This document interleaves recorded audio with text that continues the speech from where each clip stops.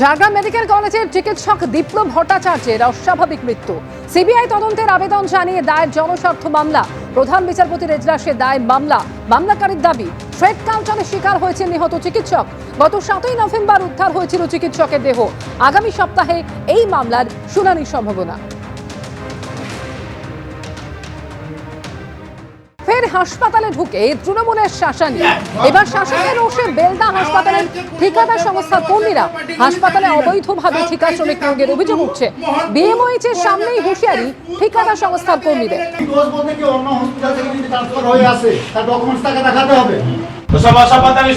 অর্থের বিনিময়ে লক্ষ লক্ষ টাকা নিয়ে তোমরা চাকরি বিক্রি করেছো। কংগ্রেসের নাম করে বদনাম করছো। সবাইকে তুলে নিয়ে যাবো। সবাইকে এই তোমরা কি করতে বিক্রি করো? তোমরা তোমার স্টাফকে কন্ট্রোল করতে পারো না কেন? তুমি 121 জনকে নিয়োগ করেছো। তোমার ডিউটি কি?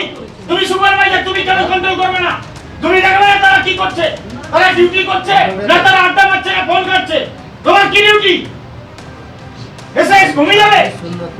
আরে এটা নিজে তো যোগ্যতা নেই, কি করে ডিউটি করবে? ডিউটিতে নাম মাত্র ডিউটি করবে। তুমি যে লোককে নিয়োগ করে তোমার ভাগ আছে। তুমি কোন ডিপার্টমেন্টে থাকো? পুরুলিয়ায় ফের ট্যাবের টাকা না পাওয়ার অভিযোগ। জেলার 5 স্কুলে 30 জন পড়ুয়ার অ্যাকাউন্টে টাকা ঢোকেনি, এমনটাই অভিযোগ উঠছে। পড়ুয়াদের অ্যাকাউন্ট হ্যাক করে টাকা হাতিয়ে নেওয়ার অভিযোগ দায়ের হতেই অ্যাকাউন্ট ফ্রিজ করে তদন্তে পুলিশ। ঠিক কি বলছেন পড়ুয়ারা, কি অভিযোগ তাদের, রাখবো আপনাদের সামনে।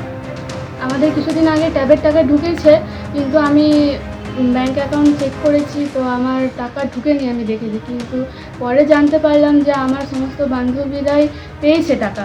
এই খবরটা আমি ম্যামকে ইনফর্ম করলাম যে ম্যাম আমি ট্যাবের টাকা এখনও অবধি পাইনি। তো ম্যাম বললেন যে আচ্ছা ঠিক আছে দেখছি, এবং এই বিষয়ে খুব চিন্তিত ছিলাম। তারপরে দেখছি যে আমি নয়, আরও আমার অনেক বান্ধবী আছে, ওরাও পায়নি। তারপরে ম্যাম বললেন যে আচ্ছা ঠিক আছে, তারপর আরেকবার ম্যামকে ইনফর্ম করা হলো, তখনও ম্যাম বললেন যে আচ্ছা ঠিক আছে দেখছি বলে। তারপরে জানতে পারলাম যে আমাদের টাকাটা অন্য কোথাও চলে গেছে। मेरे दोस्त लोग को मिला है, तो स्कूल में मैम मैसेज आया सब कोई का, तो मेरे को बोला गया, हम भी अपना बैंक अकाउंट चेक किए तो मेरे में नहीं आया था पैसा। और फिर सारे दोस्त लोग को टैब मिला है, तो फिर मैम को यही बात बोले तो मैम बोले कि हम लोग का अकाउंट का पैसा कोई और अकाउंट में चला गया है। और फिर मैम को बोले तो मैम बोले कि कुछ दिन के अंदर आ जाएगा। कभी है नहीं, कुछ है 2-4 लड़की जिसका नहीं आया है पैसा, और बाकी सबका आ चुका है। সেই সমস্ত পড়ুয়ার বক্তব্য আপনারা শুনলেন, যাদের অ্যাকাউন্টে টাকা ঢোকেনি বলে তারা অভিযোগ করছেন।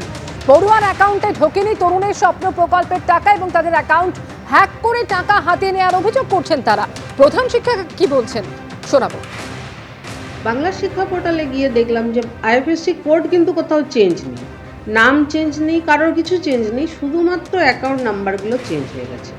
পরে আমরা লক্ষ্য করে নিজেরাই সেটাকে কিন্তু আমরা হোল্ড করিয়েছি। আর এই কিছুদিন আগে আমাকে বলা হলো যে না আপনি এফআইআর করুন। তখন আমরা সামনে আনাড়া পোস্ট, সেখানে প্রথমে গিয়েছিলাম ওখানে এফআইআর করতে, তারপরে আবার পাড়া থানাতে করেছি। হ্যাঁ, এইটা তো একদমই হ্যাকিংয়ের ব্যাপার, আর কোনো কিছুই ব্যাপার নয়। কারণ আমরা দিয়েছি এক রকমের নাম্বার আর হয়েছে একরকম নাম্বার, সেটা তো নিশ্চয়ই হ্যাকিং। হ্যাঁ, শুধুমাত্র অ্যাকাউন্ট নাম্বার, যে বিভিন্ন জায়গায় গেছে সেটা নয়, কিন্তু সমস্ত কিন্তু অ্যাকাউন্ট ওই উত্তর দিনাজপুরেই গেছে। এদিকে সাইবার ক্যাফের মালিকের পর এবার ট্যাগ কেলেঙ্কারিতে গ্রেফতার ব্যাংকের গ্রাহক পরিষেবা কেন্দ্রের এজেন্ট। মালদার বৈষ্ণবনগর থেকে ব্যাংকের গ্রাহক পরিষেবা কেন্দ্রের কর্ণধারকে গ্রেফতার করল পূর্ব বর্ধমান জেলার পুলিশ। ভুয়ো অ্যাকাউন্ট তৈরি করে ট্যাবের টাকা হাতানোর অভিযোগ উঠছে। ধৃত সুব্রত বসাক বৈষ্ণবনগরের চকশেহেদ্দি গ্রামের বাসিন্দা বলে জানা গিয়েছে, এবং তার বাড়ি থেকে বাজেয়াপ্ত করা হয়েছে নথি ও ল্যাপটপ। আর এই নিয়ে ট্যাব কাণ্ডে মালদা থেকে ধৃতের সংখ্যা বেড়ে হলো 6।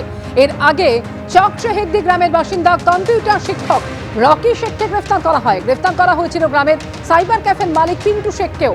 নেটওয়ার্ক তৈরি করেই ট্যাব প্রতারণা, নিশ্চিত তদন্তকারীরা। কেন ধরলো? সব স্লিপ সবই আছে আমার কাছে, দেখলো। এখন কোথায় নিয়ে যাচ্ছে তোমাকে জানি না, সব ট্যাবের টাকা ঢুকেছে কাস্টমারের অ্যাকাউন্টে, আমার কাছে তুলেছে, স্লিপ সবই আছে, ওগুলো ইনভেস্টিগেশন করার জন্যই ধরলো। বীরভূমের কিন্নাহারে এবার নাম বিভ্রাটের জেরে ট্যাব কেলেঙ্কারি। একজনের টাকা ঢুকেছে ওই নামেরই 3 বছর আগের স্কুল ছুট ছাত্রীর অ্যাকাউন্টে। ট্যাবের টাকা ঢোকেনি এমনই অভিযোগ ছিল কিন্নাহার তারাপদ মেমোরিয়াল বালিকা বিদ্যালয় দ্বাদশ শ্রেণীর এক ছাত্রীর।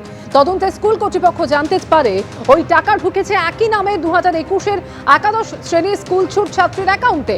সেই ছাত্রী বর্তমানে বিবাহিতা। তার অভিযোগ, স্কুল কর্তৃপক্ষ গতকাল পুলিশ নিয়ে বাড়িতে আসে, ছাত্রীর বাবাকে ব্যাংকে নিয়ে গিয়ে টাকা উদ্ধার করে, আর এতে তাদের সম্মানহানি হয়েছে বলে দাবি করেছে স্কুল ছুট ছাত্রীর পরিবার। ট্যাবের টাকা ফেরত পাওয়া ছাত্রী গন্ডগোলের জন্য স্কুল কর্তৃপক্ষকেই দায়ী করেছে। এই ঘটনায় স্কুলের এখনো কোনো প্রতিক্রিয়া মেলেনি। আমি এখন 12-এ পড়ি। আমি যখন 11-এ পড়ি তখন ট্যাবের টাকার জন্য আবেদন করেছিলাম। তারপর আমি যখন বই আপডেট করতে যাই তখন দেখি আমার বইয়ে টাকা ঢোকেনি। ম্যামরা দেখে লিস্টটা যে কার নাম আছে, তখন আমার বাবার নাম সন্তোষ হাজরা আর সেখানে বাবার নাম দেওয়া আছে Kanu Hazra. Account number check করলো, তখন আমার নাম্বারের সাথে মিললো না, ওই জন্য কানু হাজরা যে তাকে ফোন করা হলো। তারপর ওরা এসে তার অ্যাকাউন্ট বইটা দিয়ে গেল। তো তারা বলছে যে বেশ ঠিক আছে, টাকাটা দিয়ে দেবো। ম্যাম ওদের বাড়ি যাওয়া হয়েছিল, কিন্তু ওরা বলছে আজকে দেবো না কাল দেবো। দিয়ে তারপর পুলিশকে বলা হয়েছিল, পুলিশরা গিয়ে ওদেরকে বলেছে, তারপর বলেছে যে বেশ ঠিক আছে দিয়ে দেবো। দিয়ে আজকে আমাকে টাকাটা দিয়েছে পুলিশ। এটা কি জন্য হলো বলে মনে হচ্ছে তোমার? ওটা মানে ম্যামদেরই কোনো রকমভাবে ভুল হয়ে গিয়েছিল হয়তো। আমার মেয়ে 21 সালে ভর্তি হয়েছিল, তখন ট্যাব কেনার জন্য সব ডকুমেন্টস নিয়েছিল, তখন জমা দিয়েছিলাম। দিয়ে এখন আমার মেয়েকে আবার ডেকে পাঠিয়েছিল, সব ডকুমেন্টস দিয়েছি, আমার স্বামী সই টই সব নিয়েছে। দিয়ে ডকুমেন্টস দিয়ে এসেছি, দিয়ে বললো তোমার ট্যাপের টাকা ঢুকবে। দিয়ে সেই টাকা দিয়ে চলে এলো টাকাটা, দিয়ে বলছে যে তোমার মেয়ের টাকা নয় এটা। স্কুল পুলিশ এসেছিলো, দিয়ে পুলিশে বললো যে তোমাকে টাকা দিতেই হবে। যেমন আমার তো টাকা নাই, কেউ তুলিও নেই। বলছি তুমি চলো তুলে দেবে। আমার স্বামীকে আমি ফোন করে ডাকলাম, দিয়ে বলছে হ্যাঁ ওখানে নিয়ে গেলো। দিয়ে টাকাটা তুলে জোর করে টাকাটা তুলে ওরা নিয়ে নিল। বলছি ওর টাকা ওকেই দিতে হবে, তোমার টাকা নয় ওটা। কিন্তু আমার মেয়ে ডকুমেন্টস সঙ্গে নিয়েছিল, 15 দিন আগেও নিয়েছিল, আবার যখন 11-এ ভর্তি হয় তখনও নিয়েছিল। দিয়ে ওরা বললো তোমার টাকাটা নয়। দিয়ে ওরা জোর করে জবরদস্তি করে ওর টাকাটা নিয়ে ওর বাবাকে টিপস হয়ে দিয়ে টাকাটা নিয়ে নিল। পুলিশ ছিল, পুলিশের হাতে টাকাটা দিল। পুলিশ আবার ম্যাডামকে দিল, ম্যাডাম আর মেয়েটাকে দিল। দিয়ে ওরা টাকাটা নিয়ে নিল। আমার মেয়ের বিয়ে হয়ে গেছে, একটা তো সম্মান আছে, আমার মেয়ের বিয়ে হয়ে গেছে। দিয়ে আমি বললাম আমার মেয়ে আর স্কুলে যায় না। ওরা পুলিশ 2 দিন নিয়ে এসেছিলো, দিয়ে জোর দেবস করে বলছে তোমার টাকা দিতে হবে। আমাকে 500 টাকা বলছে মিষ্টি খেতে, আমার টাকাটা নিয়ে নি।